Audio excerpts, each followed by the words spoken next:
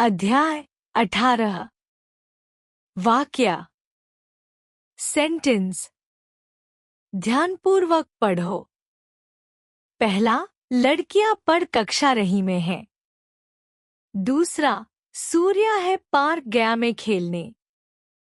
उपयुक्त शब्दों के समूह को वाक्य नहीं कहा जा सकता क्योंकि यहाँ यह स्पष्ट नहीं हो पा रहा कि वक्ता क्या कहना चाह रहा है। जब इन्हीं शब्दों को व्यवस्थित व क्रमबद्ध ढंग से लिखा जाएगा जिससे वक्ता का आशय स्पष्ट हो सके, तभी ये वाक्य कहलाएंगे। जैसे, पहला, लड़कियां कक्षा में पढ़ रही हैं। दूसरा, सूर्या पार्क में खेलने गया है। सार्थक शब्दों का ऐसा समूह जो व्यवस्थित एवं क्रमबद्ध हो, वाक्य कहलाता है। वाक्य के अंग। वाक्य के दो प्रमुख अंग होते हैं। पहला, उद्देश्य। वाक्य में जिसके विषय में कुछ कहा जाए उसे उद्देश्य कहा जाता है। जैसे, तरुण पूजा कर रहा है। पिताजी बाजार गए हैं। इन वाक्यों में तरुण और पिताजी के विषय में कुछ कहा जा रहा है। अतः तरुण और पिताजी वाक्य के उद्देश्य हैं। विशेष वाक्य के संदर्भ में उद्देश्य का मतलब लक्ष्य से नहीं होता बल्कि वाक्य के कर्ता से होता है। दूसरा, विधेय। वाक्य में उद्देश्य के विषय में जो कुछ भी कहा जाए उसे विधेय कहते हैं। तरुण पूजा कर रहा है। पिताजी बाजार गए हैं। उपयुक्त वाक्यों में पूजा कर रहा है और बाजार गए हैं अंश विधेय हैं क्योंकि ये उद्देश्य तरुण और पिताजी के विषय में कुछ बता रहे हैं। तरुण के विषय में पूजा कर रहा है और पिताजी के विषय में बाजार गए हैं, अतः ये विधेय हैं। विशेष। वाक्य में कर्ता, कर्म, विशेषण तथा क्रिया विशेषण आदि होते हैं। कई बार एक शब्द ही वाक्य का कार्य करता है। जैसे ठीक, अच्छे, बोलो, सुनो, क्या, देखो आदि। उद्देश्य का विस्तार। उद्देश्य। बच्चे पार्क में खेल रहे हैं। उद्देश्य का विस्तार। कुछ बच्चे पार्क में खेल रहे हैं। उद्देश्य। बच्चा रो रहा है। उद्देश्य का विस्तार। छोटा बच्चा रो रहा है। जब उद्देश्य के साथ उसकी विशेषता बताने वाले शब्द जुड़ जाते हैं तब उन शब्दों को उद्देश्य का विस्तार कहा जाता है। उपर्युक्त वाक्यों में बच्चे के लिए कुछ तथा छोटा शब्द का प्रयोग किया गया है। जिन शब्दों का प्रयोग उद्देश्य की विशेषता बताने के लिए किया जाता है उन्हें उद्देश्य का विस्तार कहा जाता है। विधेय का विस्तार। बच्चा रो रहा है। विधेय। बच्चा पलंग पर रो रहा है। विधेय का विस्तार। बंदर कूद रहा है। विधेय। बंदर पेड़ पर कूद रहा है। विधेय का विस्तार। विधेय कभी अकेला आता है तो कभी क्रिया विशेषण कर्म आदि के साथ। पहले वाक्य में विधेय रो रहा है जबकि दूसरे वाक्य में उसका प्रयोग पलंग पर किया गया है। यही विधेय का विस्तार है। जो शब्द क्रिया के कर्म या विशेषण होते हैं वे विधेय का विस्तार कहलाते हैं। वाक्य के भेद। वाक्य को निम्नलिखित दो प्रकार से बांटा गया है। अर्थ के आधार पर, रचना के आधार पर। अर्थ के आधार पर वाक्य के भेद। अर्थ के आधार पर वाक्य के 8 भेद होते हैं। पहला, विधानवाचक वाक्य। जिन वाक्यों से किसी क्रिया के करने या होने का पता चले वे विधानवाचक वाक्य कहलाते हैं। जैसे, सचिन क्रिकेट खेलता है, वह मेरा मित्र है। दूसरा, निषेधवाचक वाक्य। जिन वाक्यों से किसी बात या काम के न होने का बोध हो वे निषेधवाचक वाक्य कहलाते हैं। जैसे, दीन दुखियों को मत सताओ, वह आज विद्यालय नहीं गया।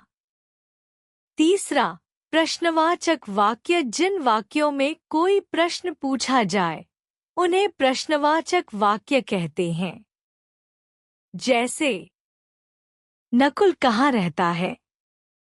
क्या आप मेरे साथ बाजार चलेंगे? चौथा, आज्ञावाचक वाक्य। जिन वाक्यों से आज्ञा, निर्देश, प्रार्थना या विनय आदि का भाव प्रकट होता है उन्हें आज्ञावाचक वाक्य कहते हैं। जैसे, वहां जाकर बैठो, अपना काम स्वयं करो। पांचवा, विस्मयादिवाचक वाक्य। जिन वाक्यों से हर्ष, शोक, विस्मय, घृणा आदि के भाव प्रकट हों उन वाक्यों को विस्मयादिवाचक वाक्य कहा जाता है। जैसे, अरे इतना सुंदर दृश्य, आश्चर्यबोधक, छी इतनी बदबू, घृणाबोधक, हाय मैं बर्बाद हो गया, शोकबोधक, वाह भारत ने मैच जीत लिया, हर्षबोधक। छठा, संदेहवाचक वाक्य। जिन वाक्यों से किसी कार्य के करने या होने में संदेह का भाव प्रकट हो उन्हें संदेहवाचक वाक्य कहा जाता है। जैसे, शायद आज वर्षा हो, संभवतः कल हम घूमने जाएं। सातवां, इच्छावाचक वाक्य। जिन वाक्यों से इच्छा, आशा, शुभकामना या आशीर्वाद आदि का भाव प्रकट हो उन्हें इच्छावाचक वाक्य कहा जाता है। जैसे, आपकी यात्रा मंगलमय हो, इच्छा, जन्मदिन मुबारक हो, शुभकामना, ईश्वर आपको दीर्घायु करे, आशीर्वाद, आज हम मैच जीत जाए, आशा। आठवां, संकेतवाचक वाक्य। जिन वाक्यों में एक क्रिया दूसरी क्रिया पर निर्भर हो उन्हें संकेतवाचक वाक्य कहा जाता है। जैसे, अगर वर्षा होगी तो फसल अच्छी होगी, यदि समय से पहुंचते तो बस न छूटती। रचना के आधार पर वाक्य के भेद। रचना के आधार पर वाक्य के 3 भेद होते हैं। पहला, सरल वाक्य। जिन वाक्यों में एक ही उद्देश्य तथा एक ही विधेय हो अर्थात जिन वाक्यों में एक ही क्रिया होती है वे सरल वाक्य कहलाते हैं। जैसे, रवि आ रहा है, धोबी कपड़े सुखाता है, उस्ताद जी तबला बजा रहे हैं। उद्देश्य विधेय, एक ही क्रिया। दूसरा, संयुक्त वाक्य। जब दो या दो से अधिक सरल वाक्य समुच्चय बोधक अव्यय से जुड़े होते हैं तब वे संयुक्त वाक्य कहलाते हैं। जैसे, उसने परिश्रम किया इसलिए वह प्रथम आया, मैंने कपड़े धोए और रिया ने सफाई की, वह सुबह गया और शाम को वापस आ गया। तीसरा, मिश्र वाक्य। ऐसे वाक्य जिनमें एक प्रधान उपवाक्य हो और दो या दो से अधिक उपवाक्य उस पर आश्रित हों उन्हें मिश्र वाक्य कहते हैं। जैसे, मैंने देखा कि बच्चा सो रहा है, प्रधान उपवाक्य आश्रित उपवाक्य। जब आपका फोन आया, मैं नहा रही थी। प्रधान उपवाक्य आश्रित उपवाक्य। उपयुक्त वाक्यों में मैंने देखा तथा जब आपका फोन आया प्रधान उपवाक्य हैं, जो बच्चा सो रहा है और मैं नहा रही थी आश्रित उपवाक्यों से जुड़े हुए हैं, अतः ये मिश्र वाक्य हैं।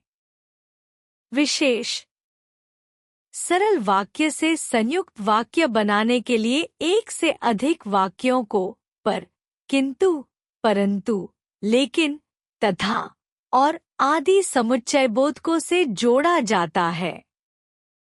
सरल तथा संयुक्त वाक्य से मिश्र वाक्य बनाने के लिए वाक्यों में जिसने, जो, जब, जैसे ही, जहाँ की आदि का प्रयोग करके उसे प्रधान उपवाक्य तथा आश्रित उपवाक्य में बदला जाता है। वाक्य परिवर्तन। रचना की दृष्टि से जब वाक्यों का परिवर्तन रचना के आधार पर किया जाता है तो समुच्चय बोधकों का प्रयोग अनिवार्य होता है। वाक्य परिवर्तन करते समय इस बात का भी ध्यान रखना चाहिए कि अर्थ में भी परिवर्तन हो जाए। पहला, क, सरल, व्यायाम करके स्वस्थ रहो। ख, संयुक्त, व्यायाम करो और स्वस्थ रहो। ग, मिश्र, व्यायाम करो ताकि स्वस्थ रहो। दूसरा, क, सरल, मेरी बहन के पास एक काली फ्रॉक है। ख, संयुक्त, मेरी बहन के पास एक फ्रॉक है और वह काली है। ग, मिश्र, मेरी बहन के पास जो फ्रॉक है वह काली है।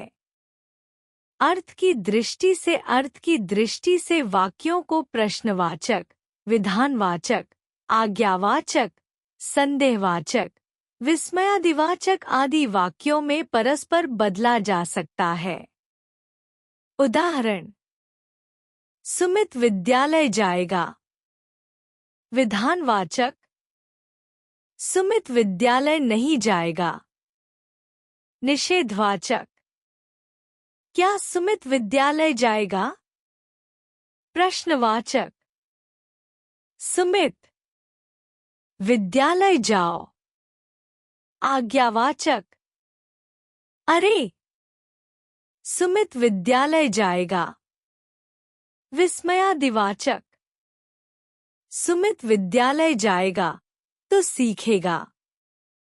संकेतवाचक: शायद सुमित विद्यालय जाए। संदेहवाचक: सुमित विद्यालय जाए। इच्छावाचक: हमने जाना। सार्थक शब्दों के व्यवस्थित समूह को वाक्य कहते हैं। वाक्य के दो प्रमुख अंग होते हैं, उद्देश्य एवं विधेय।